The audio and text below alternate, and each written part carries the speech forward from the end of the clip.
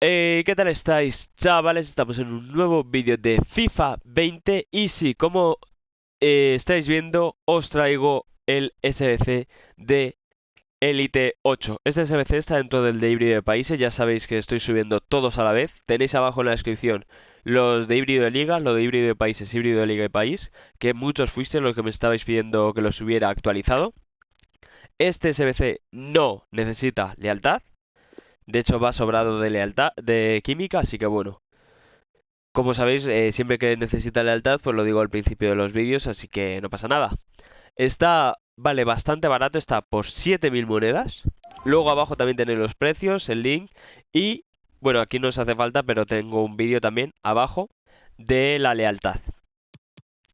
Este es el de Elite 8 y he cogido jugadores de la liga belga y jugadores de la liga rusa. Empezamos por Diata, aquí a la derecha donde pone lo de comprado por, ahí tenéis los precios y claro, usad siempre jugadores que tengáis en el club. Y bueno, por ejemplo, este Berge, cuidado que está saliendo del Sheffield también. No sé ahora mismo en qué equipo está, pero aprovechar a comprarlo rápido antes de que empiece a subir el precio. Empezamos por Diata, Diagne, Ito, Ritz, que tiene 5 y pierna mala, por cierto, Kums, Berge, la Ifis, Kev, Kverkelia, como para pronunciar el nombre de este que es de Georgia.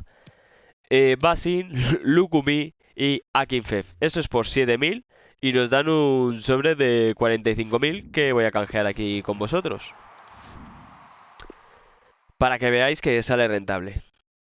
Y luego cuando completáis estos 4, que ya compensa el sobre lo que cuesta el SBC, ¿es panel? No camina. Vale, chicos, vamos a saltarlo que tampoco estamos aquí. De Camerún era, ¿no? De Camerún o Nana. Sí, uy, Onana tiene 85, no me acordaba. Pues nada, ¿ves? Un medio 85, bastante bien. Esto todo lo mando a transferibles, que ya sabéis que es una cuenta secundaria. Así que bueno, chicos, para que veáis que va mereciendo la pena. Y nada, así que dejad un muy buen like, una muy buena suscripción. Y nos vemos en el siguiente vídeo. Adiós.